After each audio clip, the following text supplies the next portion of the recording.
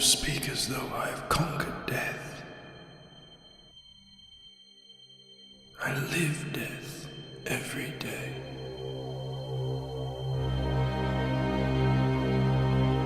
I am surrounded by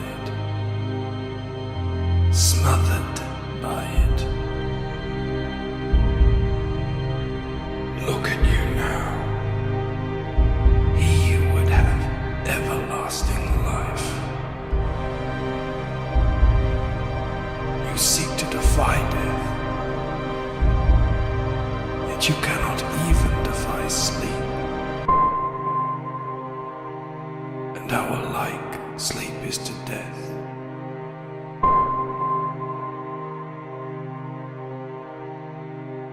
It is a painted death.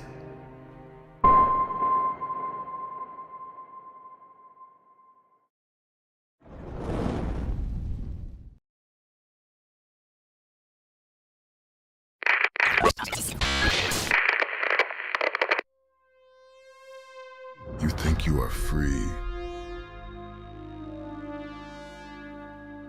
that your decisions are your own. Tell me honestly, did you really choose this path? Or was it chosen for you? Your father, with every triumph, every failure, was it not his decisions that brought you here? Has his path not sealed your own? Marked out in golden bricks below your very feet. The path is set. Keep your head up. Keep your weapon loaded. Follow the battle brick road.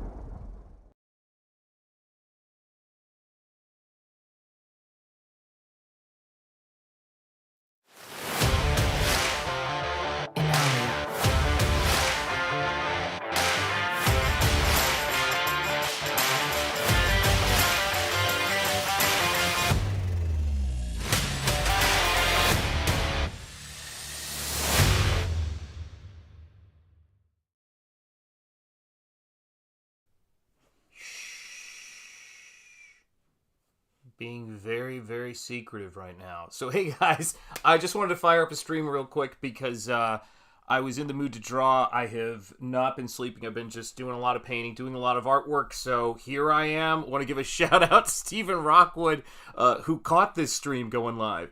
He caught me. He caught me going live. Of course he did, man. Of course he did.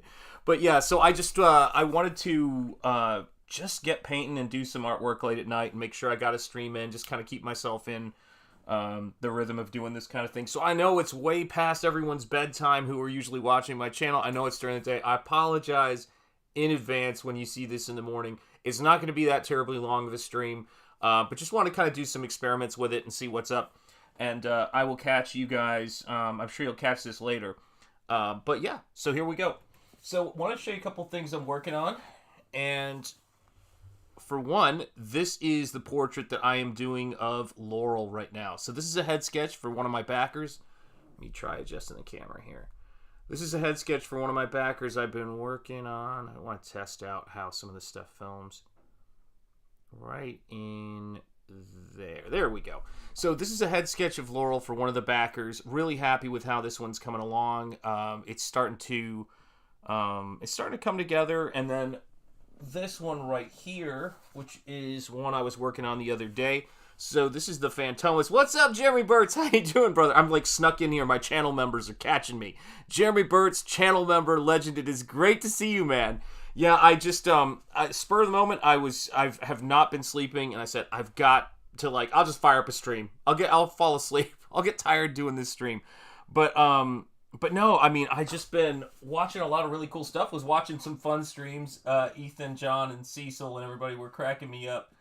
And Shane were cracking me up over on Ethan's channel, and I've been doing some experiments with paint and media. So here is this kaiju sketch that I've been working on that's going to have a layer of silver over it. And when you see this in person without a direct light on it, that kind of iridescent quality of it moves around, and it just gives it this extra little bit of oomph for it. And I wanted to do it because it struck me that this whole kaiju thing demands that kind of pulpy, fun, playful quality to it. So that was the thing I was thinking on that.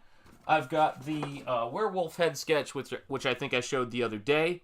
So this is how that's coming. One of my favorite subjects are, of course, werewolves. There's one in Nosfero. But the thing I was playing around with the other day, I know you guys have seen this one as well. I've done a ton of head sketches for this. I've been cranking. My wife came in here and she just was like, "You've done so much artwork this year, it's ridiculous." It just seems like every year for the last couple of years I've been ramping up and doing more work and getting into more of a groove with this stuff. So, I mean, that's ultimately what this whole thing's about. That's what I love about being in the space and seeing all of, the cool creative stuff that's coming out. It's awesome. It's awesome stuff. So, yeah, just putting in the work and time. So this is a story that... for those of you guys that are channel members, I started posting some pages of this story, and this is a story called Stillburn. And Stillburn is a story that's inspired by a vampire myth of the Philippines, which is the myth of the Manananggal. Hail, Paulus Arts! It's great to see you, my friend. And the Manananggal is not for children, so this is the best way I could describe it. So, but let's go there, because it's 3 a.m. and it's dark, and this says it's not for kids, and so there you go, and I haven't made it ad supported, so I can talk about this kind of thing. But the myth of the Manananggal is absolutely terrifying, and it's a vampire that preys on pregnant women and feeds off of their unborn children, and it is terrifying. And the story of the Manananggal are that they are these women, these kind of like beautiful women, I think. I don't think they look like hags, but they're these beautiful women. And then and I think they were even in, come to think of it, and I was shocked by this, they were in the Blade anime that they did a little while back, which is great. But they're these beautiful women, and their torsos, they rip at the torso, and then they float up with these wings, and they leave the bottom half of their body somewhere, and they go and attack and hunt down expectant mothers. It's just terrifying. And I wanted to do a story because a lot of my stuff has that kind of Judeo-Christian spiritual sort of edge to it. I wanted to do a story about a kid. This character, Stillburn, little play on words there, is his mother is pregnant with his younger sibling, and she is attacked by a Manananggal, killing his younger sibling, and then, of course, becomes one. And he has to, when she attacks him, and she finally makes the full transformation to kind of kill him, he has to... Sorry, I just realized I'm painting off frame.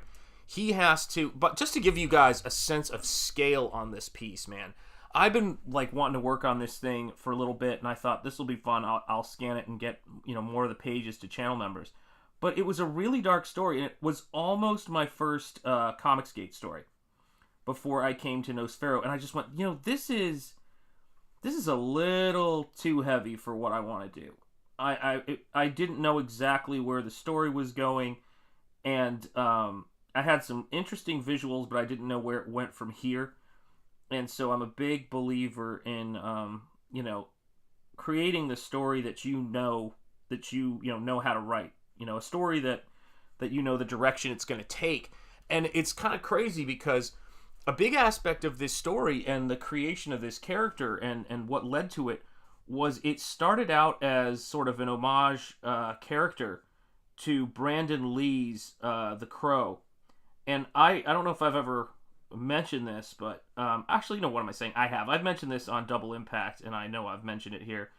I was a massive Brandon Lee fan, and I was devastated the morning I woke up and found out that he was killed on set in Wilmington, North Carolina, which is where Teenage Mutant Ninja Turtles 1990 was filmed, and it was a big, kind of part of like this new trying to get the film scene to happen in North Carolina, and it was an absolutely careless and idiotic, kind of mistake, and it traumatized the actor who pulled the trigger and everybody involved. I mean, it was just a horrific thing. His mother, of course, and his sister, poor Shannon. And but I wanted to do a character that was a little bit of an homage to that character, and he went through a couple of different names and incarnations, and then, like happens with all things, that the fruits of the idea are they start one place. It just went in a completely different direction when I started researching Strigoi vampire mythology. That was I went into it and I went, oh my god, this is absolutely horrific. Like this is some scary stuff. And I'd heard Guillermo del Toro talk about all these different myths, and I've heard all this stuff, but because two of my brothers, including Rocky Ballesteros, who's got I think I screwed up all my links for this stream, but Rocky Ballesteros, who has got a new YouTube channel. He also goes by, or has gone by, The Groomsman. But Rocky is Filipino, and then another one of my comic book brothers, Arvin Bautista, is Filipino, so there's that connection. And then my favorite left-handed artist is Manny Pacquiao, and one of my other favorite boxers is Nonito Donaire. And Nonito, I kind of based this character off of him, because I'm a huge fight fan. Love boxing. Boxing is huge for me. Love that stuff. And so that was where the kind of, I don't know how to describe it, but it all sort of comes together. Like I have to picture a character moving. And one of the things was I really enjoyed that stream that I was just watching, where John was talking about comics and his philosophy of comics, because I completely line up with what he says about comics and art. I'm sorry folks, but I don't care for the Watchmen. I don't care for the overly long stories. I like to be driven by the action. I enjoy Frank Miller's The Dark Knight for sure. The Dark Knight Returns. That's great. It has tons of panels, tons of scripting, but it's driven by the art. It's really, really powerful. And like John, I can defend Rob Liefeld if I have to, which I know sounds odd looking at my work, but it's 100% true. That is just, it's just how I see things. I go for the art. I was a big fan of, and if you are under the age of 50, do not look this guy's work up. It will be too much for you, and even if you are. But I was a big fan of Tim Vigil's Faust and his ink work. It was, I started brush inking because I couldn't figure out how to use a nib, and then people were like, oh, you brush ink? Like using a nib was easier, but I could not use a nib without tearing a hole in my paper for the longest time. And then I used a nib for a little bit, but I really became my attitude towards using a brush and the effects I was going for was 100% because of Tim Vigil's brushwork. I thought that stuff on grips, which I think I may have grips even next to me because a buddy of mine, Rocky Ballesteros, was talking to me about it the other day. What is up, awesome one? How are you doing? Hail to you, my friend. Hail to you. It is great to see you, brother. And so I just got Tim Vigil's Faust, and I was a big fan of grips. And so, but listening to John talking about his view about comics, for me, I remember seeing, and I'm sure I've said this before on here, but Teenage Mutant Ninja Turtles #1 is this sort of homage to, Frank Miller's Daredevil, but it's lean, mean and green, and now on the screen, according to the 1990s poster. But I love that stuff. And that's the stuff that makes me say comics. Like, I just want to get, have a particular type of experience that's more art-driven than story, but I want it to be low page count, high plot, as Razorfist says when he's talking about, the Tao of pulp. And now, here's the crazy part, though, guys. This is the part of it that, at least for me, is how I kind of get down with this stuff. Is that I would, when comics get to a certain word count for me, unless I'm a massive fan of the artist, and that's another wild card. If I really love the artist's work, I don't really, I don't notice any of that stuff, but just in terms of preference. But when it gets to a certain amount of writing heavy stuff, I'd rather read a pulp book or H.P. Lovecraft or something like that. That's not to say that that's a, this is how I think all comics should be, because that's ridiculous. But I didn't have any interest in reading The Walking Dead. I remember picking it up in a bookstore and I heard it was a big deal, and I just couldn't get past the storyboard quality of it. And it's great stuff, I'm sure, but it was not for me. And but that's always how I've been about comics. And but it's this is the crazy thing about it. I love hearing about, when I was listening to Ethan talking about Walking Dead or some of his favorite books. This is what I got into comics for. This is what I went to the comic shop for. Is I would go to the comic book shop and I would go hear people talk about the comics they liked. I didn't want to hear people just talking about, oh yeah, I agree with you, those are the comics that work. It's just, I've got Narwhal's book where I can see it. I love Narwhal's work. It's very different than mine, but I don't know. It's really cool. I love his stuff. So it's just crazy. I like Ethan's stuff. Very different than Narwhal's stuff. I like Michael Bancroft's stuff. Different than both of their stuff. Yeah, I don't know, man. I like a lot of different stuff. But John, it's so funny, man. John, man, I don't know, man. I feel like he he just sort of has a very similar taste in things.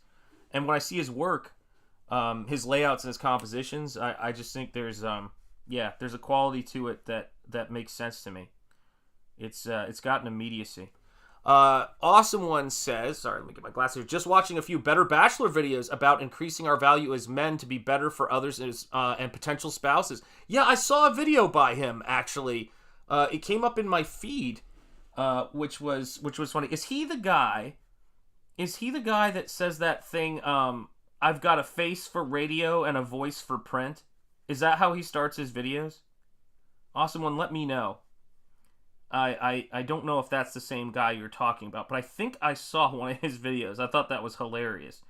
I've been watching, and shoot, I was on a bit of a sending super chats to Ethan binge tonight because I just was there's so, man, I would want to talk to him about Psycho like crazy and say, hey, so, what did you think of Saul Bass's storyboards for that? But one of the things I wanted to ask Ethan, but it was just off topic, was when he pitched, what's it called? Shit. What's the name of the werewolf? Not the werewolf, but the supernatural comic he's working on. I wanted to ask him if he was a fan of Art Bell, because I've been listening to Art Bell a lot lately, and okay, it is the same guy. There you go. So yeah, I know the guy. I was going to ask him if he's a fan of Art Bell because I started listening to Art Bell this year around Halloween. So I have heard about Art Bell from all these people my entire life, and it was really interesting. It was really interesting to see, to actually finally listen to him for the first time. And the second I started listening to him, I was like, oh, I can see why artists, illustrators, truck drivers, late night shift workers, like people of all kinds would love to listen to this guy. And that's the kind of stuff I just really enjoy. I know that that Doomcock was doing a lot of that kind of stuff for a while, and yeah, I know he's a big fan of Art Bell, and but yeah, man, I had actually never heard that stuff, and the Ghost to Go stuff, I could listen to that stuff, the ones that are good. every now and again you get a caller calls in and it's like, what the hell are you talking about? But Art Bell really knows how to keep that show moving. A great broadcaster, just terrific. Yeah, last one you watched. Okay, cool, man. Yeah, I mean, YouTube is wild for that, man. You can put anything out there. So today I was watching a lot of Townsend's, and I was watching this guy whose name is now escaping me, who does handmade medieval books. Then I watched him make handmade tools for how to print into leather, so that he could put all these patterns and press all these patterns into it, do some leather tooling and stuff like that. That's the stuff I really kind of love, man. Oh yeah, watching a few people review Marvels for giggles. Yeah, that I think I would love to say we're approaching the end of the line, but I'm always convinced that there's going to be some kind of like bailout for all of these places. It's like, I know that may or may not sound nuts, but when it comes to colleges, it always seems like there's some program that is designed to keep them making bad stuff, and keep them in the business of this crazy propaganda. But I'm hoping that Nelson Peltz and all those guys will who are trying to get the board to back into shape. We'll try to save that company, but I just don't know if it's possible. I mean, the stuff I'm looking at from Epic Universe, the Universal Monsters land there looks freaking incredible. It's so good, man. Like, I'm a lifelong Disney fan in terms of going to the Magic Kingdom. Like, that was something that was, I mean, imagine people who live near there and went there all the time. It was one thing, but I remember going and staying in the Days Inn Hotel. Bet it doesn't even exist there anymore. The real estate is so expensive around that place. But there was a Days Inn Hotel with this, like, the swimming pool almost looked like the pool that Daniel LaRusso gets at his new apartment when he moves in. It's like just stagnant water and and stagnant water and tears. And but it was a little bit like that. And we used to go there, and it was like this. It was like imagination brought to life. And I'm a major fan of the man Walter Elias Disney. But then I'm also a fan of the founder of Universal Studios, Carl Laemmle Sr.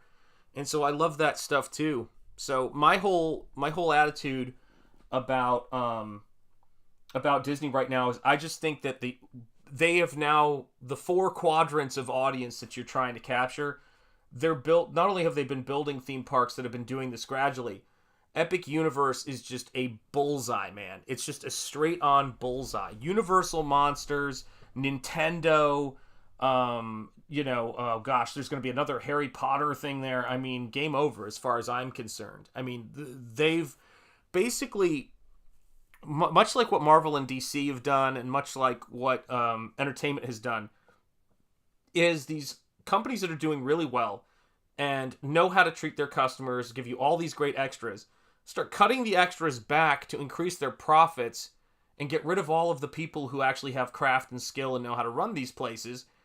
And soon they start charging you for things that you used to get for free. And people are just like, I'm out. I don't come here so you can get a raise. I come here to be entertained. And it's it's like people, this is why I don't fear AI art. This is why I don't fear any of that stuff, because people still have to have taste to look at that shit and figure out. Late at night, I'm going to be swearing a little. Sorry, guys. Sorry if you're seeing this tomorrow. But AI art is one of those things to where if you have bad taste and you don't even know what to tell AI art to do. You can't just have great taste. And here's another funny thing. When I think about, people talking about soon you'll be able to tell, AI to make you a movie of what you want to see. All I picture is, who are you going to show that to? Is it going to be like making somebody watch slides of you on vacation?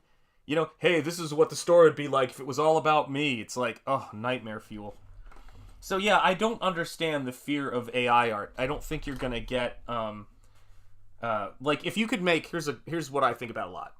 It says to a friend of mine, if you could make AI art that could write as well as Shakespeare, or like write in the style of Shakespeare, a brilliant Shakespearean play, what does it matter if people aren't even reading great literature now? You got to write some pulp. You got to grab them where they're at. You can't, like, it's so silly. You know, I do this kind of handcrafted work, but if you guys don't buy it, right? And what does AI want to do what I do and then see how it goes? I don't think so. I would like to think AI will be smarter than that. But it's just, there's so many factors that people don't think about, which is when social media came on the scene, they're like, it's going to change the economy. And it's like, no, it didn't. People who know how to sell things are doing fine. People who have interesting skills are doing fine. But for a long time, they thought that they could just fake numbers on YouTube views or fake numbers on, Twitter posts. And that worked for a little bit. That worked for a little bit in all the industries they tried it in. And now it's completely collapsed. And you guys all see it. You guys all see, the Marvels is a perfect example. What you were just saying. They said, I don't care what you think about our movies. I don't want to hear what a 40-year-old man has to say about my stuff. Well, okay, this is a new strategy. It's a bold strategy. Let's see if it pays off for him, Cotton. And here we are. Wild stuff. So when I start working on something like, this, which is, inspired by the lore of, the Manananggal and, the Filipino sort of vampire. It's tough to describe them just as vampires because they're freaking terrifying. Like they're kind of their own thing. But then I'm having this character kind of become like an agent of heaven on earth to destroy these things.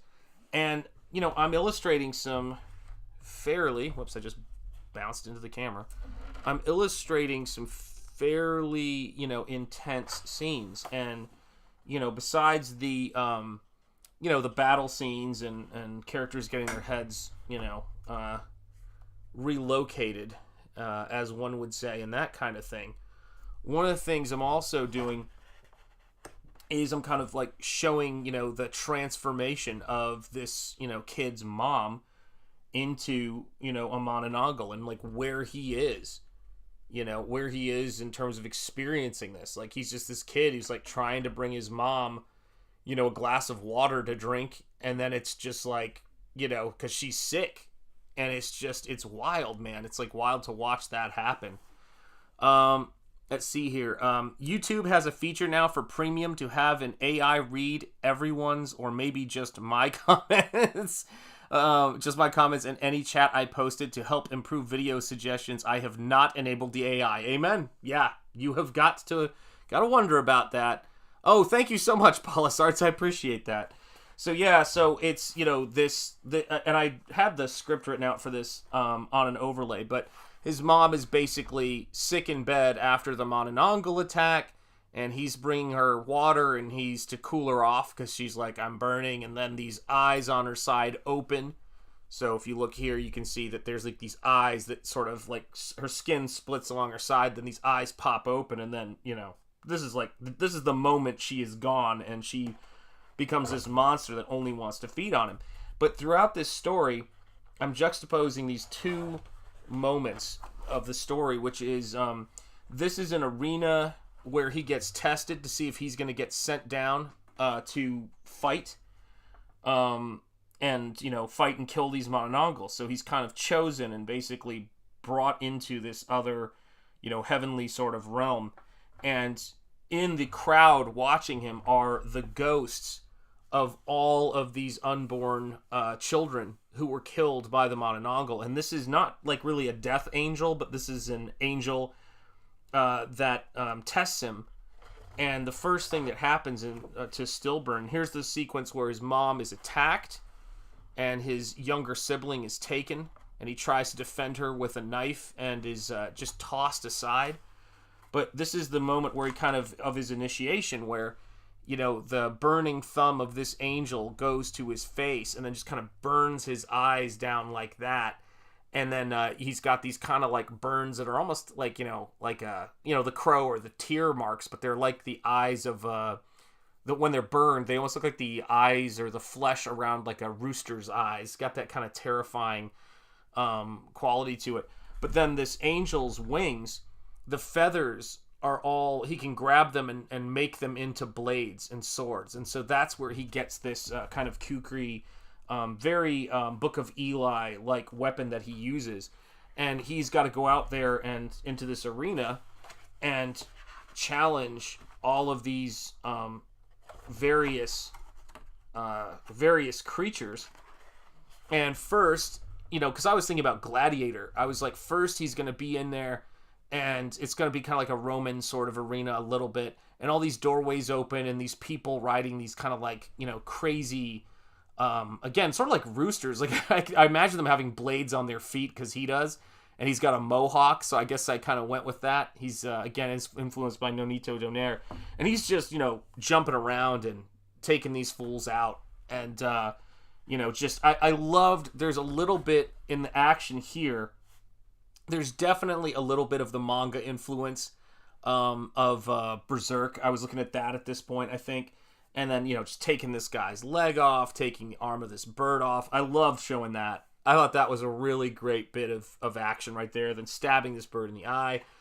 And then once he's finished taking all of them out, he's he's standing there, amidst the destruction of all these people that he's taken out. And then he sort of looks over his shoulder like, wait a second. And this huge axe comes down. And this right here was sort of the wrap-up of the first, 8 pages. I wouldn't say it's a cliffhanger, but it's kind of just like a fun intro story, I thought. There is a hero, is a My Hero Academia character that can control his wing feathers for weapons or to carry others in the sky. Yeah, what I was thinking about was, I was watching Book of Eli, and I've always thought that weapon is beautiful. I think that Van Damme used it in Cyborg, and I'm a big Van Damme fan. But I was thinking about how, even though it's not really the same thing, that Jim Lee Wolverine versus Archangel, where, he's shooting the feathers and there are these blades, and just thinking how, I don't know, just how badass that is. And so, yeah, I love that stuff. I have not read My Hero Academia. I don't read a lot of manga. I've read some Berserk because it's more my speed, but I think my daughter reads that. I think that's one of the ones that she really likes, and I think one of her friends really likes it too. She's been telling me all about it. So, again, I hate to point out the obvious, but manga is definitely, when I talk to people of a certain age group. Sorry, I was going to see if I could move that around to fight the glare a little bit. But when I talk to people of a certain age group, manga is where they are at. That's where we find ourselves right now. We're battling back from, squandering an audience, for lack of a better way of putting it. And I think that's probably the fairest way to put it, because I think that's what happened. So, yeah. But, yeah, man, I'm so passionate about comics, and I'm so passionate about art and everything that we're doing here, man. It's like, I don't know. Because I've got, so over here, I don't know if I don't think you guys can see it. And I'm probably going to bump my camera, but let me see if I can move this thing out. There we go. My son got me this arm, not a new arm, I wish that was the case, but got me this arm for my laptop so that I could do things a little easier. But if you look over here, I've got a picture of me and the missus when we were kids. My Cyberfrog trading card I did for Ethan right here. Oh, actually, yeah, that's nice. I've got my father-in-law's, one of my late father-in-law's Bibles over here. God rest him. He was a terrific guy. But then I've also got my Cyberfrog PVC because it fits in with my collection really well. And when Ethan was showing the Heather Swain PVC the other night, I was really excited about it because I like static things. Like I have the action figures, but I like really well-made PVCs. I think they're, and little statues. I think they're cool.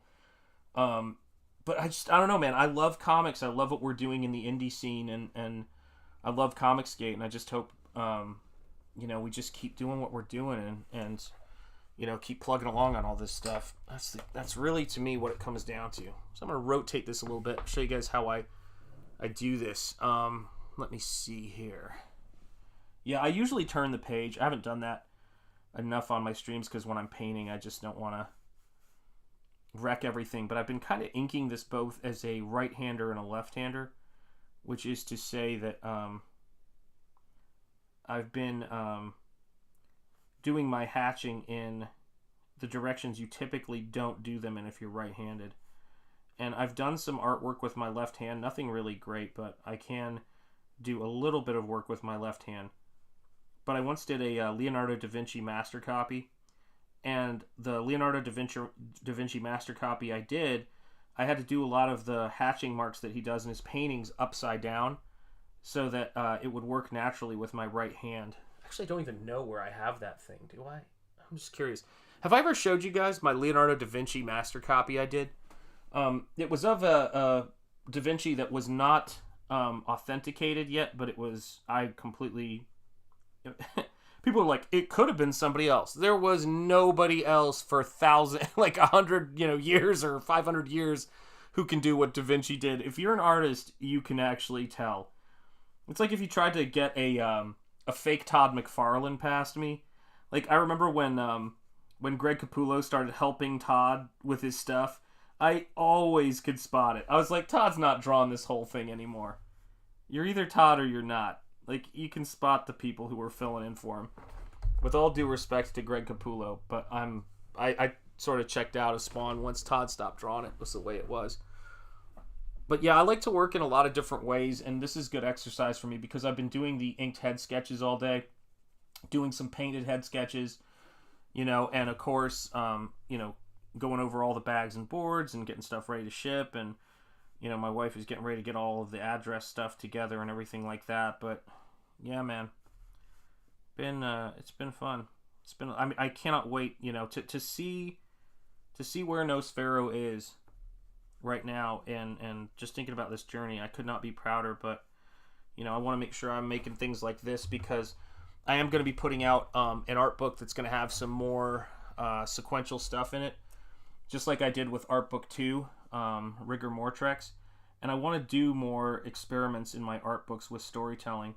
And this 8-page story, I think I'm going to definitely have in there because I think it'd be cool for people to see me, doing some of this other stuff I do. And I did have a short story about a werewolf in, what's it called?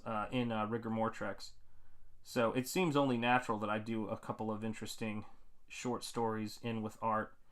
But I've done so much art in the last, I don't know how long it's going to be. It's going to be fun. It's going to be fun to go through all that stuff and try to pare it down, man. Let me see here. This skull and crossbone come to life monster is amazing. Oh, this thing right here. Yeah, oh, dude, thanks. So, awesome one. This is a character design that is inspired by an African mask that I saw when I was in college. Hang on a second, man. It's just like a couple of us here tonight, so let's have some fun, as Bob Ross would say. My streaming hero, even though he didn't stream. Let me see here. I have so many books, man. That is, I want to be killed in a pile of books. If I have to go, I think that's how it has to be. But oh, here we go. Let's see here. I just saw your new thing. It takes a second for it to come up on Ecamm because that's how I get the resolution. I was thinking a pirate flag, yes, and you'll see the mask and you'll totally go, oh wow. So, oh wow, it's on here early. Look at the face. All right, look at the the design right here. Okay, awesome one. Now, look at this mask. Do you see it? This right here was the influence for that character design. I love non-Western art for creature design influences, but that was a huge part of it. Was looking at that kind of stuff, and then the third eye was kind of a later creation. And one of the things I started doing when I started working as a character design artist, and actually even before that, was I started studying anthropology and character design. And one of the things that that interested me was taking things that were very abstract, like non-Western art and African masks, and try to turn them into living, breathing characters without it looking too absurd. But yeah, you're right. I mean, the ultimate, excuse me, the ultimate influence in terms of like how something hits you is often something as basic as the skull and crossbone. Like why that works so well is because it's a really great design. I mean, the composition of it. So yeah, no doubt. Okay, I just want to take a look at that. Let's see here. Oh, can I adjust my camera a little bit? Sorry, guys. There we go. Let's move that, and I'll probably end up casting a shadow there. So let me move that right there. I'm always trying to get a good angle where you guys can see, and then I can see what I'm doing. You never know. Sometimes me seeing what I'm doing is actually can actually be a useful thing. Let's see here. There we go. But yeah, that was a really cool conversation about comics for those of you guys who missed it. Shane was showing some Sergeant Rock, which I'm just amazed by that stuff, and just some of the storytelling that you can do.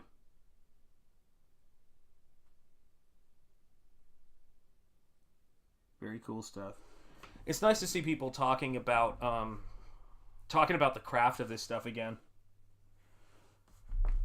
Okay, let me see.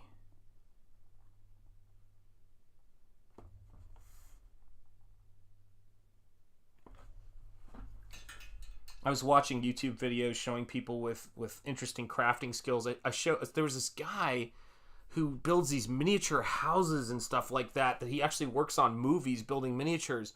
I'm watching this guy build scratch build with balsa wood this like totally believable house scale. It was nuts, man. There was a spider that looked like a crab crawling on my car yesterday. It looked very sci-fi. Let me tell you something, man. I don't know if I'm right about this, but I do think, with the exception of the Black Widow, which actually, maybe that's not true, because now I know what a Black Widow looks like anyway, but when the difference between your common spider and like a brown recluse and some of these really nasty spiders out there, I feel like you look at them and you know they're not good. They're not good for you. There was this spider that I found in our house that wasn't particularly large, but it was very kind of crab-like in a weird way. Like it had very sharp claws and antennas, and I went, that thing needs to go. And then I looked it up after I destroyed it, and it was like some rare and particularly vicious, venomous spider. But it wasn't a brown recluse. I don't know what it was. I'm not exactly sure.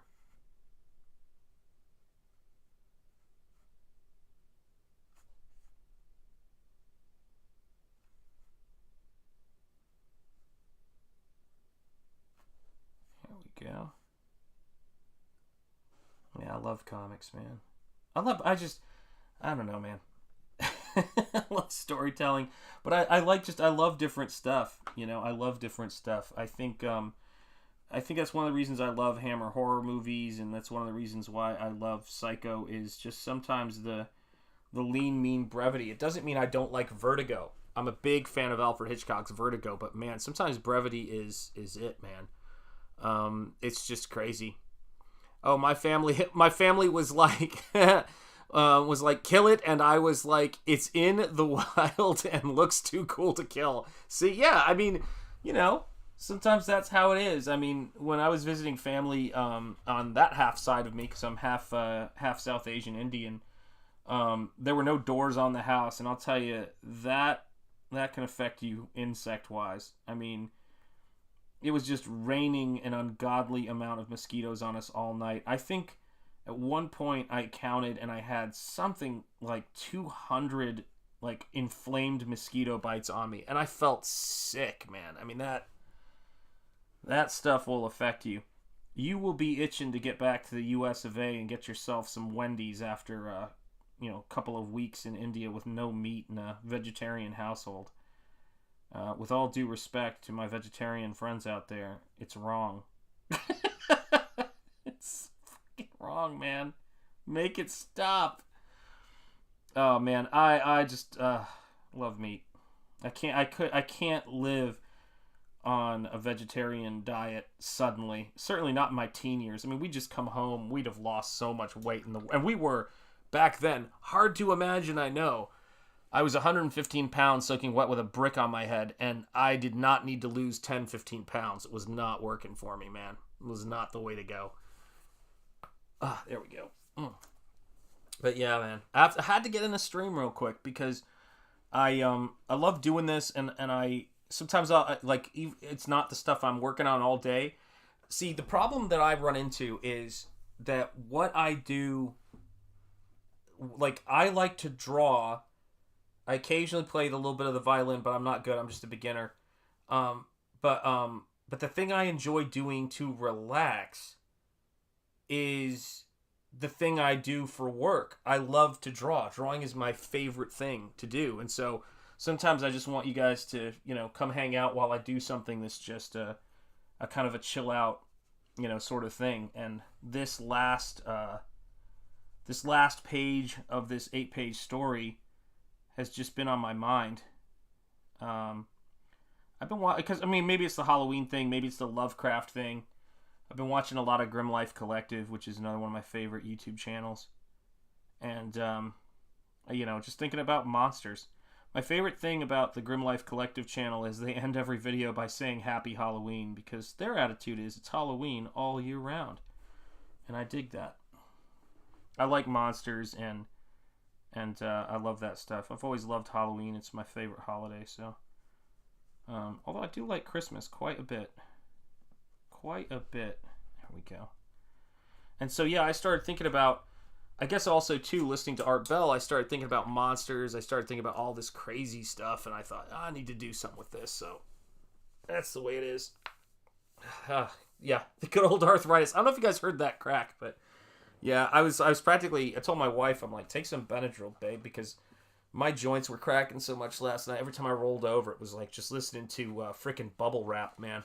Frickin', arthritis sucks.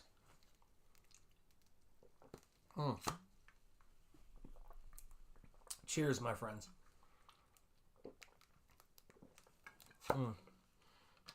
So, yeah, man. Shout out to everybody for all their entertaining streams and some really good comic talk, man. Really good comic talk. It's great to see. I love me some art.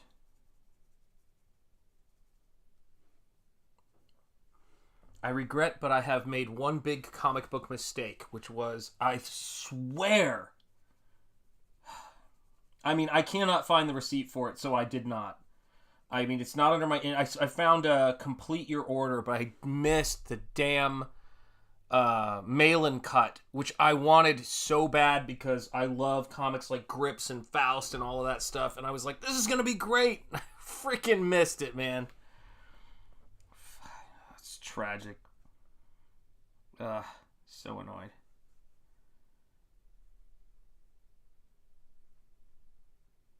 I could have sworn I backed that book. Man. Kills me. But I like werewolves, and I like, crazy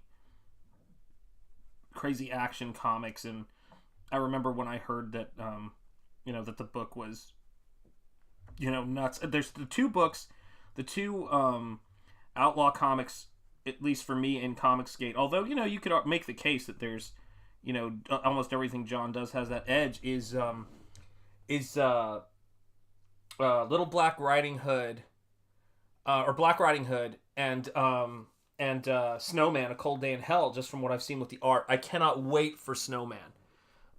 So I that's one of the books I'm really excited about. When I saw, I know Matt Martin is shy, and I can absolutely relate to that. But when I saw that closeout stream and stuff like that, man, I'm so excited. I made a fan trailer for Snowman, A Cold Day in Hell using Medicine Man by Alden Nova for Ethan way back when.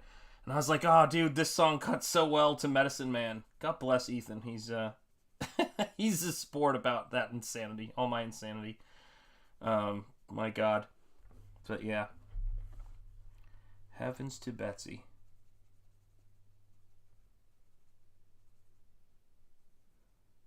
Yeah, he's a dude. My wife and I were watching some video. We were watching a bunch of YouTube stuff today. We were watching Townsend's, watching them showing like 18th century how to dig a well, and watching, medieval bookmaking. But at some point, I put on one of Ethan's streams. We watched a little bit of it, and I think it was some part where he was saying something that we can kind of relate to. He goes, "I'm 50 years old. I'm not gonna have a bunch of 30-year-olds tell me, what I have to do, or I'm almost 50." And we both kind of laughed because we've had similar conversations. It just cracked us up, man. And she was saying, I think the thing with Ethan is that he's very real, and it's like that's kind of our attitude about things. Like when you guys see me here and you see what I'm doing here, this is what I'm like. This is what I'm like when I'm talking to the Celeste, who works up the road and repairs our cars. Like, I live in a small town, and I don't, everybody here is just pretty real. Everybody knows each other. We've lived here for, almost since we've been married. So, actually, I take that back. I mean, I think, my wife has worked in this school district, I think, for 23, 24 years. So we've been here for a long time. She's teaching, she teaches former students of hers kids now. Like that's how long we've been here. And we just, try to help and help people in the community, and you get to know people and that kind of thing. So, and my best friend, Nick, lives in the next town over. And so, yeah, it's weird. It's like there's the stuff that you guys see online, which is, again, it's like, I'd say it's me if you meet me out on the street or out in a social situation, but I don't really do that anyway. So, it's like I go in to help my wife with stuff at work every now and again, and definitely, go out and do stuff every now and again. But yeah, this is what it's like when, this is how I am when I do what I do. I mean, you guys are in my studio right now watching me work. So, that's how it goes. It's as real as it gets. Outside of, what my family and close friends here in my life see. So it's, which again, is probably pretty banal to most. Let me see here. I've got that. All right, cool. Let's rotate this. But yeah, I mean, after 18 years working as an academic and, earning a master's degree and all of that other stuff, at the end of the day, I think, you got to come home, that's what it comes down to. This is that story that I was putting in the channel members YouTube section. I'm just winding down after a long day, man. Let me back up. So I got a book. I can't even show this book to you. It's like, there's every single page of this book is something that would get you banned on YouTube. But Tim Vigil's Faust. So I got my start, or my initial interest in doing comic work when I started drawing is I was terrified of color, believe it or not. I started doing, so I always did black and white work, and I did a lot of brush work, a lot of brush inking type stuff, because I was a fan of Tim Vigil. Actually, I got Grips here. I think I can show a little bit of Grips, because Grips isn't that bad. Faust is like this times 1,000 in terms of detail. But the comic that inspired me to do my first indie comic, see if I can find a really good page of it, was this comic book Grips. And Grips had inking like this in it. Just crazy, insane inking. And there's the character Grips. In fact, the Nosfero cover is inspired by the cover to Grips #1. I think I've talked about that before with you guys, but this is the cover to Grips #1. Granted, he airbrush painted it afterwards in oils, but I'm sure you guys can see more than a little bit of a nod to this on the cover of Nosfero. So yeah, I started. This was originally going to be the story I did for Comicsgate, but I didn't really have I sort of felt like I should do something full color because my Instagram audience, Michael, you know all this, but they did painted stuff, and so I wanted to make sure that I did something that was more in line with that, and I wasn't exactly sure where the story went. And this story's a bit it's a bit heavy, it's a bit much. This is, I'm just trying to think, right? Like, it's like Yeah, it's just a bit heavy, to be honest with you. And so I think I'm gonna just include it in one of my art books. I'll do a couple, this is a couple page story in there. And but it's a really cool story about the Manananggal, the Filipino vampire myth and legend. So that's pretty much what this is. So I've been working on this, and I just have been doing, working on the painted head sketches and interior book head sketches for the last couple of days off and on. So I'm like, various things. And I just was like, I need to kind of just jog to a stop after a long day, long weekend of work and, family stuff and all that other good stuff.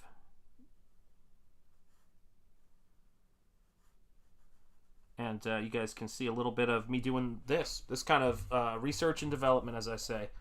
That's like the secret to getting good at anything, frankly, is to just continually push yourself. So when I do things like that, these are what my exercises look like. Like that's what it is. I love how this is how you relax. Yeah. Well, this is the problem, right? When what you love to do to relax is also what you do for a job, the difficulty is, and actually I just realized something. I think as I've adjusted the camera there, it's not as in focus as it should be. Let me see here. Is that more in focus? No, it's right there's the sweet spot. And so that's been kind of the problem when I'm doing this stuff. But the story, this is how nuts I am, man. This is the shit that makes me worry sometimes.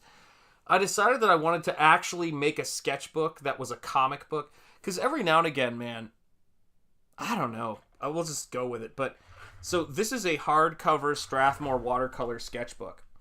And I've actually been, when I started the story a little while ago, I just started every single page of the sketchbook. There were no layouts. There was nothing like that in terms of this. And I just started making this book a comic book. That was it. Like, that was all I did. So this is the first page of the sketchbook, right? Let me zoom way out here. Hang on a sec. Oh, I don't know if I can zoom out far enough to get this page. This is a pretty big sketchbook here, man. So page 1 of the sketchbook is page 1 of the story. Page 2 of the sketchbook is the second page of this story. Page 3 of the sketchbook is the third page of this story. Page 4 of the sketchbook is the fourth page. It was just absolutely bonkers the way that my brain was working on this stuff, man. It was just like page after page. And one of my favorite pages to come out of this actually was this page right here. Is a gladiator ring. Is just completely nuts, man.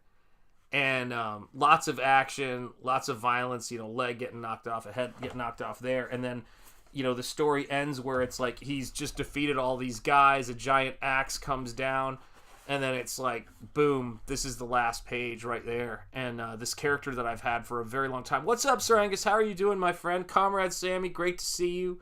Hope you're doing well. I relax by watching people sell puzzles to strangers. I know just the person for you. I think he's in this chat, man. Mind-blowing. I've seen so much of this individually, but not page by page in the book. Yes, dude. You know me, man. My brain is whatever it is. Look, guys. I don't believe in, a lot of people kind of just like use throwaway terms like I'm on the spectrum and all this other stuff, and I'm like going, until you get a diagnosis from somebody, that ain't right, like you aren't, and I'm just a different, my brain's just different, put it this way. But I do recreationally watch train videos. Like I definitely have a lot of weird shit that comes up, and so things like this is just how I work. I just I like how do I put this? I think in pictures, I remember a lot of things that I see. A majority of things that I see, I've got kind of a memory for it. And so, for me, I told my wife, when I'm not drawing at the desk, I'm drawing in my head, and it's exhausting. Like, so I either go to the board and draw it, or I'm drawing in my head, and it drives me nuts, man. Sorry, I missed the last stream. I don't get notification for your lives other than in my subscription feed. No worries. Can you ban Patrick T because he is apparently Patrick T isn't doing well? I have no idea what what that is. I did an autism test. I got 14 out of 50. I do not want to do one. I seriously don't want to do one. I've got enough things going on. I mean, if I add one to the pile, I don't even know if it even matters at this point, man, because it's just ridiculous. But I remember when I actually was fortunate enough to see Professor Doctor, I should say, Dr. Temple Grandin. I'm a huge fan of Temple Grandin, who has autism. For those of you guys who don't know, professor, a brilliant woman, and my wife got me for a present because just the way she talks about things has always been a huge influence on me ever since I found out about her. But she came to the Providence Convention Center, and my wife got me tickets to see her, and it was great. Like, just listening to her talk, it was amazing, man. And just the way that she describes things, like seeing everything in pictures and certain things you can't touch that freak you out, and numbers and shit like that just bother you, like their sensory shit. But when it comes to drawing, like, to me, like, Michael, you'll appreciate this. What's up, Maromi? How are you doing, guys? I gotta get another soda. Hang on a second. Thirsty is all get out, man. It's been a long day. Be right back, guys. I'm just gonna grab something from the fridge. Talk amongst yourselves.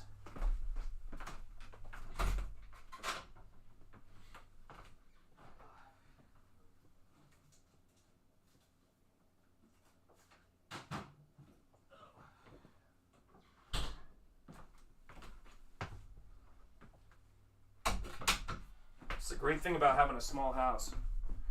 You can just get to things as quick as you need to.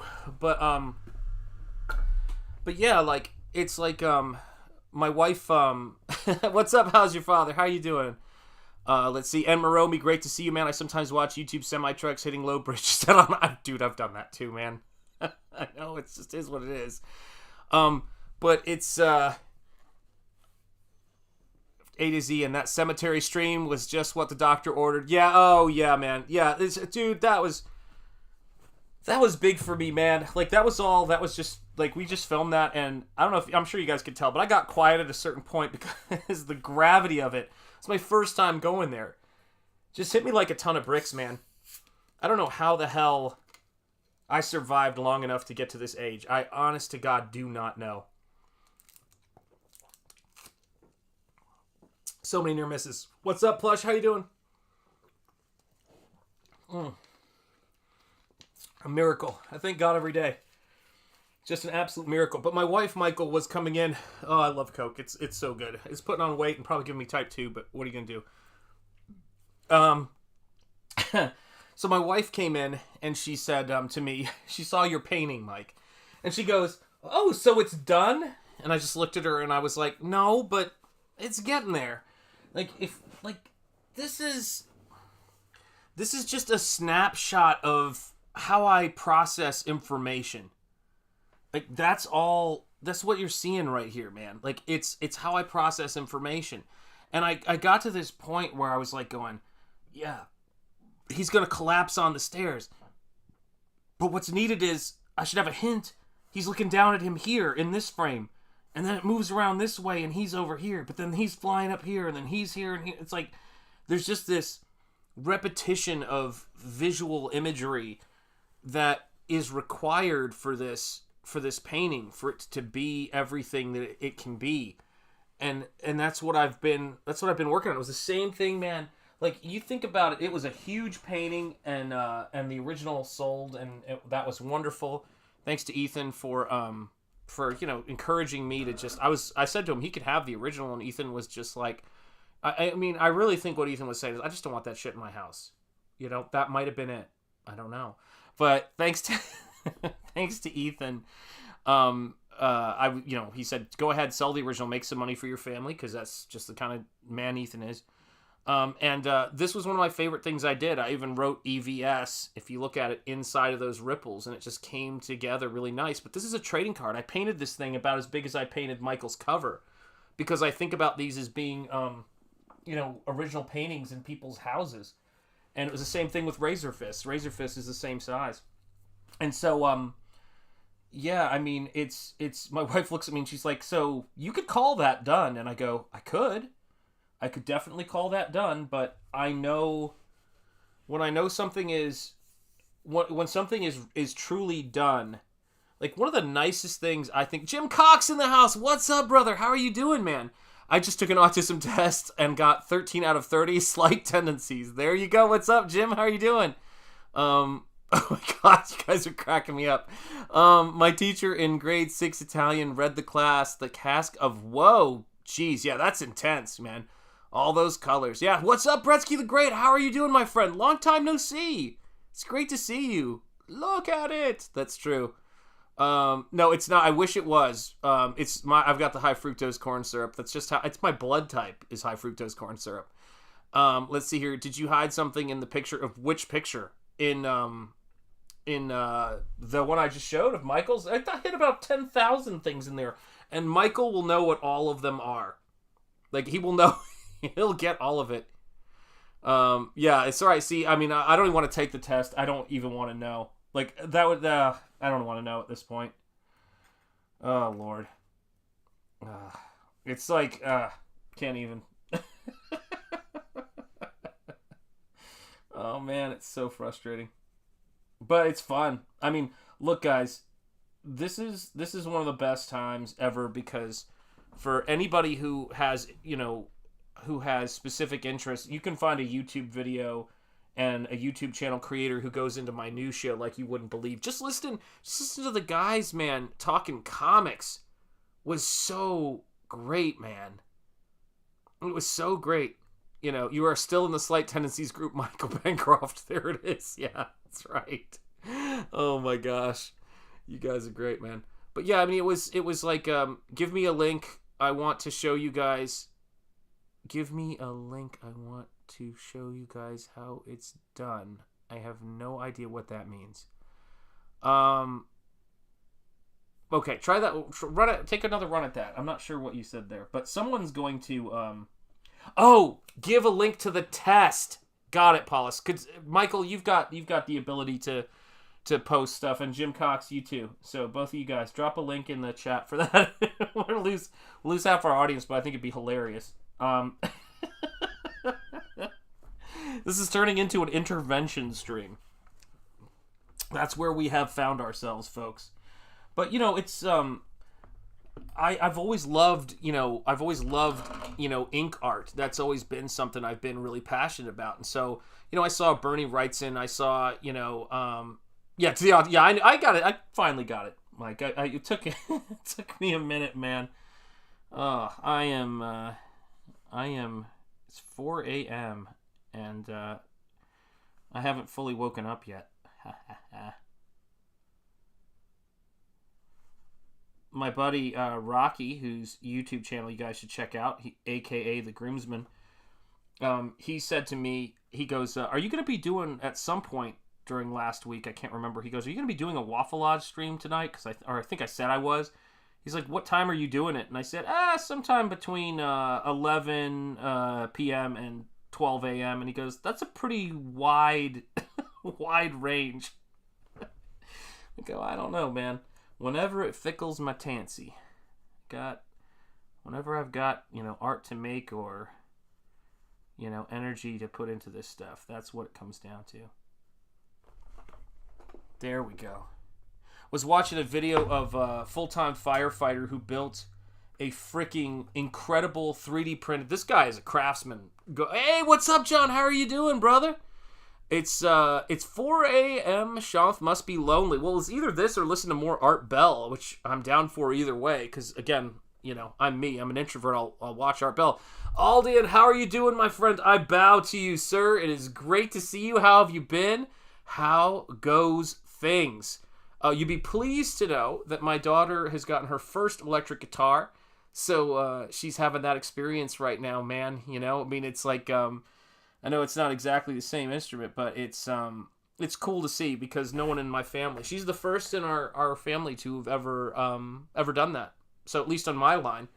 So it's crazy. But then, they were all over the world, man. Oh, thank you so much, man, John. Yeah. I've been talking to some artist friends of mine, various artist friends, And it's like the thing that's cool. Oh, so glad to hear it, man. I'm glad to see you too, Shanth. Glad you're late streams. I work late now. Understood, my friend. I will be mixing it up. Yeah, it's, to me, guitar, all that stuff is just a miracle, man. If you've got an ear for that, like, I can play the violin. This may sound odd, but I understand the violin because somehow when I rotate my hand around this way and it's positioned like that, I can think about it easier. But if I hold a guitar down here, I can't do that. I don't know why that is. But my daughter she taught herself how to play the guitar, the acoustic guitar, like a couple of years ago. And she's just, like, people are just weird, man. Like, people pick up skills, like, no one ever sat me down and goes, hey, Shanth, you should draw. You should be an artist, And it's kind of wild because I just wanted to, this is how I thought, if that makes sense. And just like, creatures and stories and comics was not, during the time that I got into comics was not really a place for horror and high fantasy because it happens in ebbs and flows in this industry.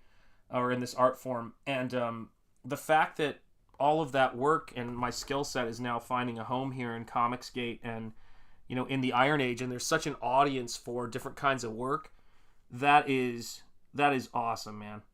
And I'll tell you guys, going to see H.P. Lovecraft's grave, and I really felt this, I was like going, part of me was like, my wife, it was a beautiful day, and my wife and I were together, and it was really nice, going there and everything like that. But I said, babe, I really want to bring them there for this moment because my backers, the folks who have backed this comic since the beginning, people like Jim Cox. Jim, I don't even know if you're still here, but was it you said you were number 24? Did you say you were backer number 24? I can't remember your backer number, but I think you said it last stream.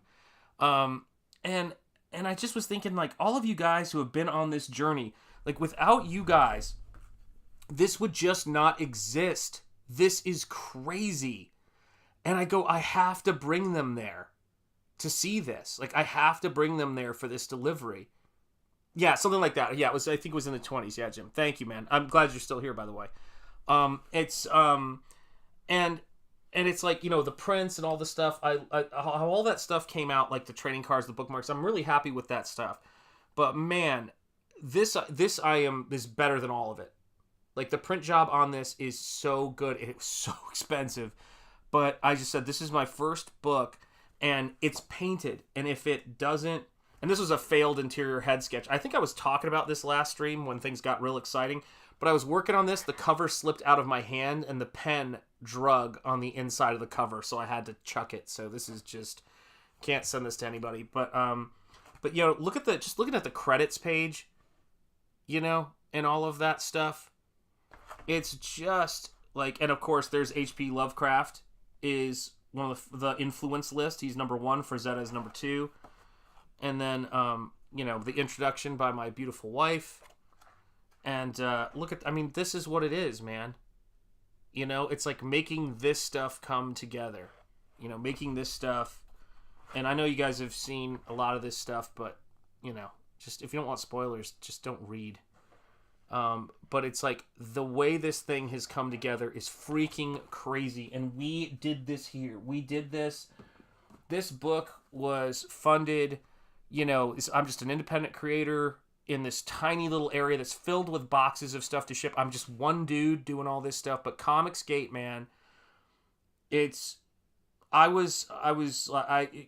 can't even say enough, man. I think I try to say, like, thank John Malin and Ethan whenever I get a chance for it, and just because that's how gratitude's the attitude. Keep it that way, guys. When people say thank you to me, like former students or anybody I help, it's never lost on me, man. And I just the way that I sort of saw, like, I had this incredible opportunity to come into this space, and I wanted to do something great for you guys, man. You know what I mean?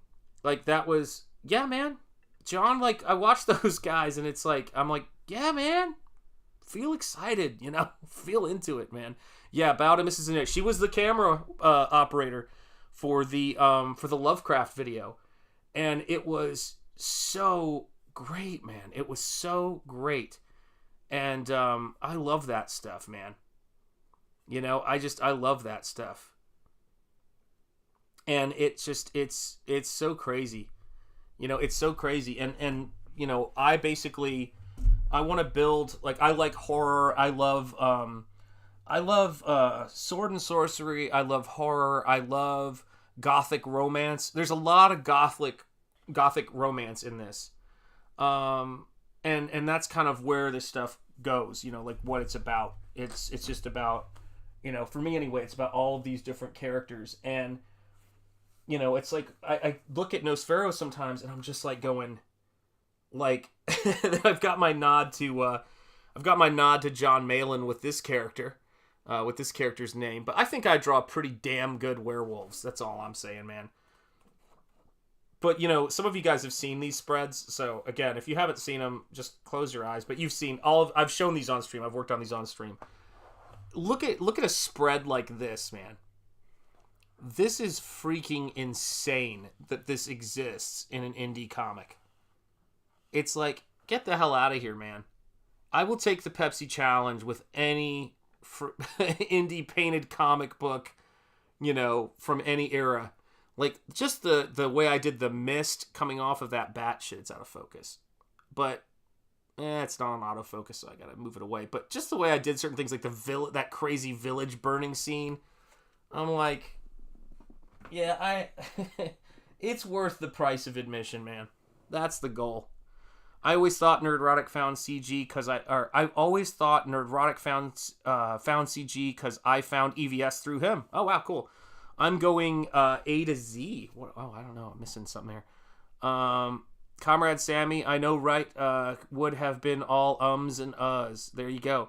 And the one where they were being pulled into the water, couldn't let out. I was immersed. Yeah, oh man, it sounds like some intense stuff, man. But yeah, I mean, that's just the attitude I have, like with you know, doing this stuff is if you are fortunate. And I think everybody born in this country is fortunate. So let me say that, you know, and anybody born in any free country is, you know, is fortunate in that sense where they can actually make artwork at all. You owe it to the people. And by the way, I know it was Veterans Day and it's Veterans Day weekend. Thank you to all my veterans, there are many in Comicsgate. Thank you for, you know, doing the things that allow us to do this kind of work. I know it is not possible everywhere. So, and I've been to places where it's not possible. I've traveled to places where it's not possible. I thank you guys. And even here, you know, there was such a stranglehold on this art form for so long. And, you know, some brave folks stepped out there, and now we kind of take it for granted that this is something that is possible. It is not probable. It's hard to get out there and put your work out there and get it funded. I'm not going to lie. That's the way it is. But, you know, if you've got a lot of skill, don't be surprised if people show up here and if your fellow artists might put in a good word for you and might try to promote you a little bit. I mean, if you deliver great work, that's something that is even, you know, something you can expect. I funded 2 art books before I was benefiting from CG.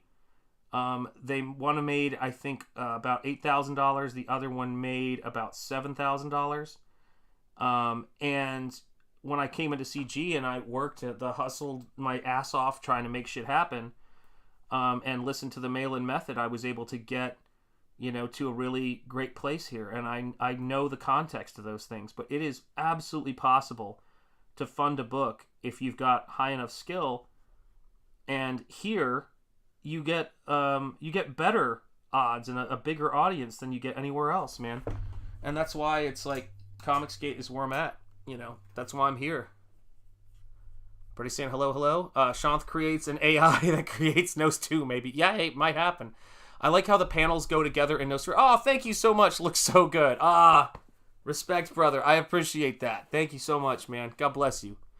The real question is, does Shanth do Nosferatu 2 or just say, hey, that was a lot of work? Yeah, no. If I could stop making comics, I'd have done it by now. I mean, I'm 47. I'm going to be 50 in a couple of years. You know, I know Ethan's going to be 50 next year. It's like, nobody is like, I could have kept making art books. You know what I mean? Or I could have just, you know, cleaned up Spring Ball, re-released it, or done something like that. But everything I do, I gotta mean it, man. I don't know how many paintings I have left in me. Every artist has got a finite amount of artwork that they can make in their life. And they want to maximize how much they can make off of that stuff, but they also want to maximize the quality. I don't have time to work on anything that's not quality and anything I can't have even a drop of equity in. And so, I know I've said this to Michael, but it's like the amount of hours I have put into this fucking painting. And Michael, I'm sorry to talk about it that way, but I love it. But I'm just saying. The amount of hours I have put into this damn thing of my life are a testament to a brotherhood and a connection with another artist. And even more so than that artist's family. Do you know what I'm saying? Like, I feel like, you know, I mean, like Michael, like, it's funny. I always tell people this. It's like, I've got my friends who are my closest friends in Comicsgate. And, you know, but I don't know if I'm their closest friend in Comicsgate. In fact, I don't think I am. Because it's the way I am. I'm just like, just in my own head sometimes too much. But like folks like you know, Michael and Eric Weathers and those cats, it's like I connect with their work and I'm just like that's where, to me, that's everything, man. And it's like it's weird, you know. It's like I've got my brother Nick here, who is like my best guy friend. Mrs. Enjetti, the missus, is my best friend, period. But I feel like I get to know these guys. I get to know their families. We talk about this kind of shit.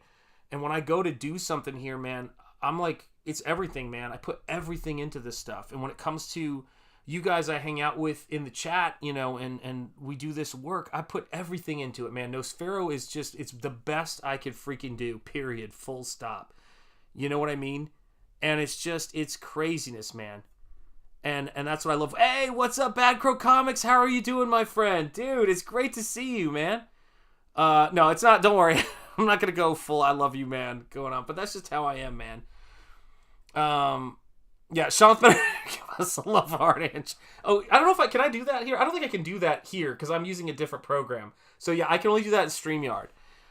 So that's the way it works. I will do that next time I'm on a StreamYard stream, man. But my daughter has taught me this well. Like, she just, every time she'd see me somewhere, she'd go, and I'd go like, oh, why is that affecting me? Your child. Yeah. Boo, says Michael. But yeah, I mean, this to me is just, that's what it's about. And it's the same thing. Like Razor Fist, I mean, I know Razor Fist through just texting and that commission, but I don't think I've talked to, well, actually I've texted him once or twice, or sent him a message on Twitter once or twice since I finished that commission. But it's like you find those kindred spirits that you do artwork with, and it's like you got to do a Diesel, my man, in the house, Boocroft. Now that's going to be, there's Browncroft and Boocroft. That's it, dude. You can't make that shit up. The chat has to deliver it. Browncroft and Boocroft. I think we have the crazy dynamic duo. Diesel, my man, it is great to see you, brother. How are you doing? So great to see you. Freaking love this chat, man. You guys are the best, dude. You guys are the best. Oh my god. And then Shelf died. That was it. He was over. He was done. But yeah, man, it was I was listening to Ethan talking about, what is the dang name of the comic that Ethan is doing? With the what the hell is it called? It starts with an F, and that's pretty much what I'm an F in the chat. Oh my god, it's always good to see you, brother. Always good, man. See, people love Diesel, man. That's right. Indian in Shedcroft. You're killing me. Fearsome, thank you. I was like thinking about like Furious or something. I was trying to find it up. What's up, man? Maromi, how are you doing, brother? It's great to see you, man. Hope you were having a great weekend, my friend. Fearsome. And at the same time he was talking about the pitch for Fearsome, I was already starting to listen to Art Bell, and of course I would love to ask Ethan if he is into Art Bell. I think he may have said he is. But there was so much stuff that I was learning about by listening to all those Art Bell Ghost to Ghost streams that I was like, oh my gosh, man, this book sounds really, really cool. So I'm excited to see it, man. I like all that stuff. As Doomcock says, or has said, the woo-woo stuff, I guess is what it's called. Actually, I think I talked to Pete Samedi about that. And I love that kind of stuff. I could listen to that stuff all day. I'm so glad I found it because it's great to work to. Even, and this is the thing about stuff that doesn't get, and I was talking to my best friend here, Nick, who, he's the guy who colored that Shadow book, Shadow 1941. He's a sci-fi illustrator. He's in his early 60s, and it's like, he's been my best friend for decades now. And it's like my oldest friend is Rocky in the chat. What's up, Michael Dice? How you doing, man? It's great to see you. He also, Wincroft, after walking away with the chat's awards. That's rough. It happens. Wincroft, it's Victorycroft, it's all that stuff. Dude, listen to Art Bell's on Periscope. It's a collection of, all the most amazing broadcasts before he died. It's 2015, 2017. I will absolutely do that, man. It's on YouTube. Consider it done, man. I will absolutely do that. So I'm listening to this stuff, right? And I'm looking at that story, and I'm like, dude, this is all this stuff I'm into. But oh yeah, here's what I was gonna say. Art Bell's stuff, even though it's the old stuff, because it wasn't all about what was going on right then, and it was like he was in his own little ecosystem. It's so timeless. As a broadcaster, his stuff is so timeless, and it's really cool. I love listening to that stuff, man. I like evergreen content. It's something that really interests me, and whatever's the temporal or right now, that stuff just ages like vinegar, man. It's not the same thing as that stuff. To be fair, don't hate Forbidden Frontiers. Nerdrotic watched that. It isn't shithouse. Oh yeah. Well, I mean, Nerdrotic used to do that show with Doomcock or Rigged Croft. Oh my god. Yeah, I cannot wait to check that out. I listen to that every night. Yeah, dude, I listen to Art Bell now before I go to sleep. I usually listen to Lovecraft, Christopher Lee reading Dracula. There's a lot of stuff that I listen to kind of chill out at the end of evening. Sometimes it's Comicsgate streams, but a lot of times I listen to those just before I pass out. But some Grim Life Collective stuff. But Art Bell has been in regular rotation, man. That stuff is crazy, and I dig it. It gets my creative juices flowing, as they say. And he's just great to work to. He's great to chill to. It's fun. I was talking to my buddy Nick. He's 61 now, and it's funny. I was talking about, he's the guy who did the colors on the Shadow. So he did a third of the colors in this book, and so there he is, Nick Janeshig. That's my brother right there, and he's my closest friend, and he did colors on this book, Shadow by Mike Kaluta, and let me see if I can find one of my favorite pages of his. I think no, that's not it. He actually was not sure his work was as good as he wanted it to be in this book, and I was like, dude, you're on crack, man. The stuff he did in this book is absolutely outstanding. And there was a page. Yeah, I'm pretty sure, this was one of his pages right here. And it's, dude, look at that. That's beautiful, man. That is some beautiful stuff. And so, here's one of his pages. This one right here.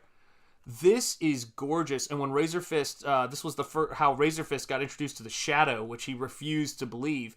Razor Fist was putting up some of his favorite pages from this story, and this was one of the 2 or 3 of the pages that my brother did were the ones he put up. So, game recognizes game, man. And so this guy's been my friend for going on, God, I don't know how many years now. Maybe it's 20 years or something now. But, so he's probably my second oldest, or no, he's my third oldest friend, but he's my closest friend because, You know, he calls me up to talk about pulp. He's, you know, worked in science fiction, fantasy illustration, you know, done a Conan cover, some Star Trek art. He's done some crazy cool shit, man. Yeah, that aesthetic is, you can see where it influences what I'm doing right now, actually, because my ink work is very classical. It's very Tim Vigil. It's very, Dave Stevens, Wally Wood, Bernie Wrightson, that kind of stuff, man. That's what it's all about. What is up, Phil? How are you doing, man? It's good to see you, brother. I've missed you, man. I feel like I haven't talked to you in ages. We got to schedule a time to talk, dude. You know, God, things are just like constant, man. Yeah, that aesthetic is beautiful, dude. I love his stuff, man. On YouTube is the best. Yeah, Art Bell on Priscope. Yeah, absolutely. Love that stuff, man. Yeah, I want to see, I just think there's so much room in this space for fun stuff, but you can't, you know, just like you can't make any artist who takes a long time to figure out his stuff. Like, you can't just grow a Art Bell or a Bob Ross or, you know, anybody who has got their whole thing down, you know, Todd McFarlane, anybody like that, or Dave Stevens or whatever. It's the same thing, you know, with all of us. It's like, you know, when they come, you've got to just appreciate those guys, and you've got to, you know, and you've got to, you know, like Twilight Zone, man, and Rod Serling, man. I could watch Twilight Zone all the live long day. I know Henry Bemis is with me on that. Shout out to Henry Bemis, wherever you are, man.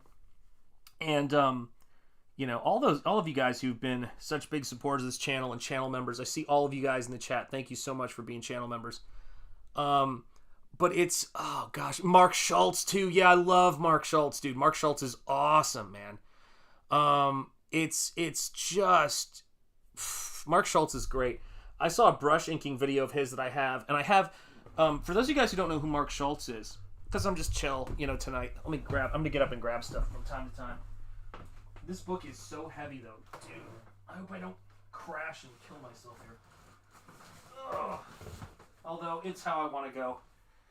So for those of you guys who've never seen Mark Schultz's work before, this is Mark Schultz's book, Portfolio. It is a massive, massive book. And if you want to see, I mean, I could stop on every page of this book and it'd be great. He's got charcoal stuff in here. But just to show you some of his, let me see if I can find, I mean, they're all great. Here's his pencils for one of his drawings. And here are the inks. Look at that. Look at how sick that is, man. Do you see what I'm saying? There's dry brush hatching work over that. Like, when I sit down and go, like, what do I want to do with the rest of my life, art-wise? Comicsgate, God willing, you know, I'll keep growing what I can raise with my campaigns, or at least with second chances, you know, it'll help to put it all together. But it's like, man, you know, like, I just want to be able to do the best work I can. And by, you know, whatever means I can. And it's like, that's what this is about. These are all of these things are in stories that you're seeing right here. These are things I own. So they will be able to be published if you guys continue to support this channel, support me, all my channel members, thank you. Every super chat counts. I just got a new order of brushes and some new boards to illustrate on. This stuff costs money, guys. Supplies have gone up so much for us traditional artists. It takes cash. My money goes right in. Oh, that was Mark Schultz. How's your father? That was Mark Schultz. And Mark, I think I'm spelling this right, but you should be able to see it. So Mark Schultz, and that book was called Portfolio. It's a giant collection of his stuff, and it's just crazy, man. It's just crazy. So let me see if I can move the light so you guys can see this piece a little bit better. Get a 45-degree angle on it. But for those of you guys who missed it earlier, yikes, almost like dropped the camera off of there. I don't need to break a camera right now. That would be less than ideal. So so for all of you guys who've missed it, this is just a sketchbook that was me developing an idea for CG. Before I knew I was going to do Nosferatu, I did two ideas. One was a kaiju idea that I did in color, and I did it really small. I wasn't sure where it was going to go. So this right here is the start of a story, and I just grabbed the sketchbook and I did it one page after another, just like I was making the book, single page, single page, single page. And so this is the black and white story that I did, and about this arena and this Mononongal myth, and it just was this epic, crazy action. I'm like, I'm in Comicsgate. I could do anything if I'm in Comicsgate. There can be, manga levels of action and stuff like that.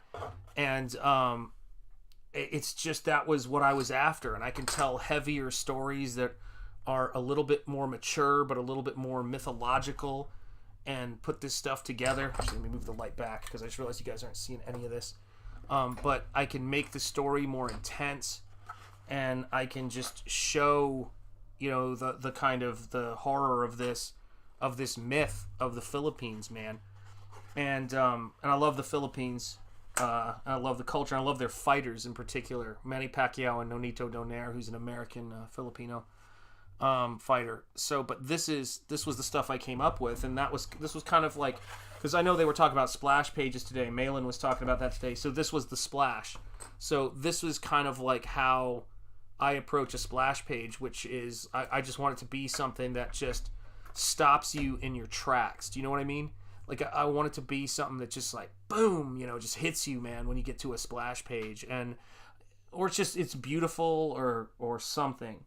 And yeah, like that's what I've been thinking when I do my stuff. So it's like, if you back Nosfero and you backed it at the inked head sketch, tier, those things, like when I go and I draw them, and you guys have seen the videos, but I try to do a fairly detailed, well-resolved original piece of artwork for you.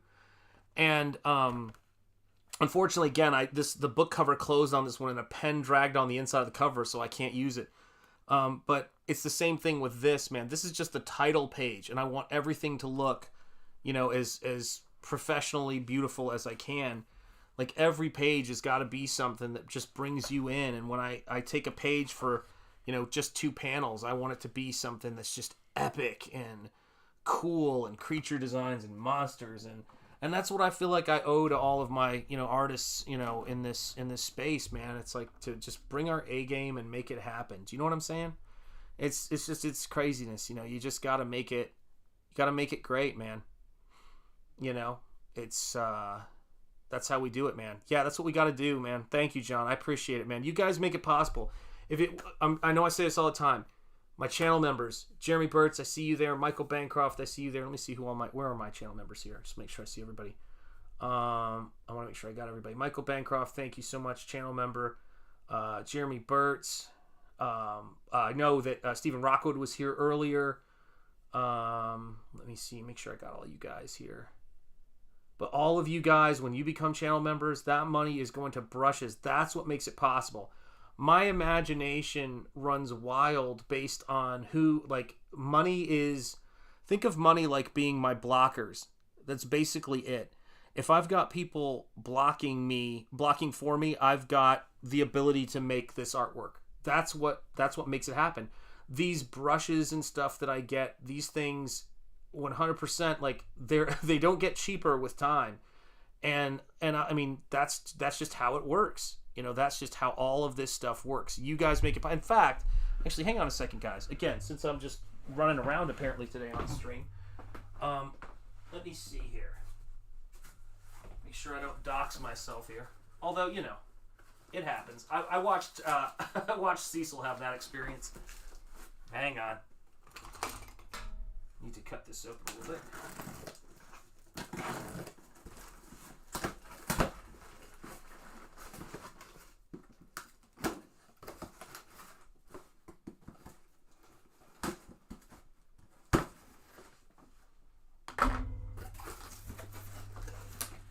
Okay, hopefully I won't dox myself, but if I do, it happens. All right, here we go.